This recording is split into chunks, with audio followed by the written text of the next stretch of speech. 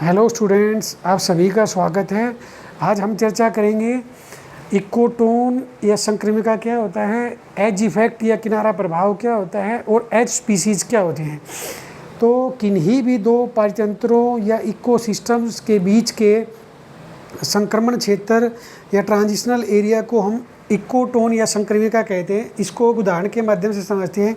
जैसे ये पहला पारितंत्र है और ये दूसरा पारितंत्र है, इकोसिस्टम है।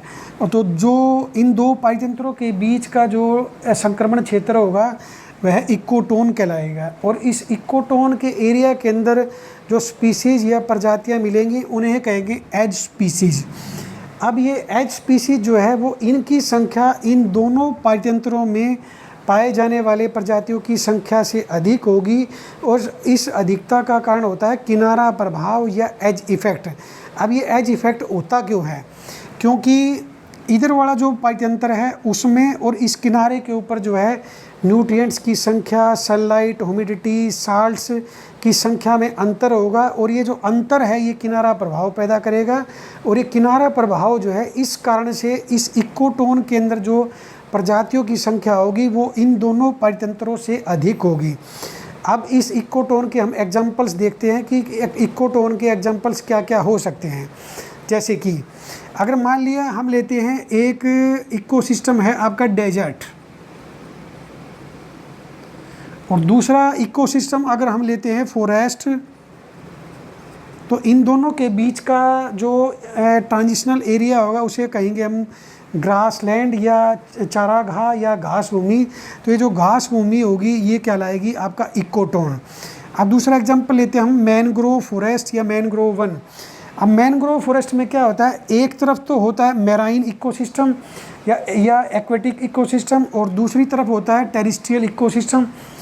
इसको हिंदी में समझेंगे, एक तरफ होता है जलीय पारितंत्र और एक तरफ होता है स्थलीय पारितंत्र। और इन दोनों पारितंत्रों के बीच का एरिया जैसे मैनग्रोव फॉरेस्ट कहलाएगा। तो मैनग्रोव फॉरेस्ट क्या होगा आपका इकोटोन।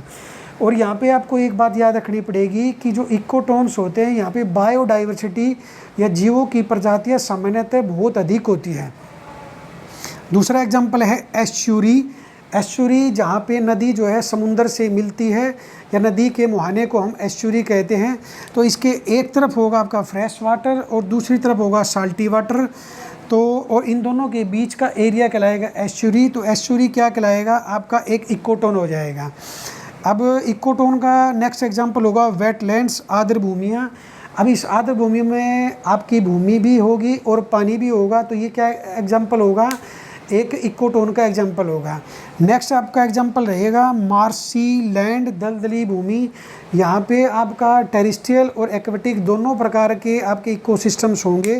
तो मार्सी लैंड जो है वो एक्वेटिक और टेरेस्ट्रियल जलीय और स्थलीय पारितंत्रों के बीच का एरिया है, संक्रमण क्षेत्र है, ट्रांजिशनल एरिया है। तो इसलिए इसको क्या, मार्सी लैंड को क्या कहेंगे हम, एक इकोटोन कहेंगे।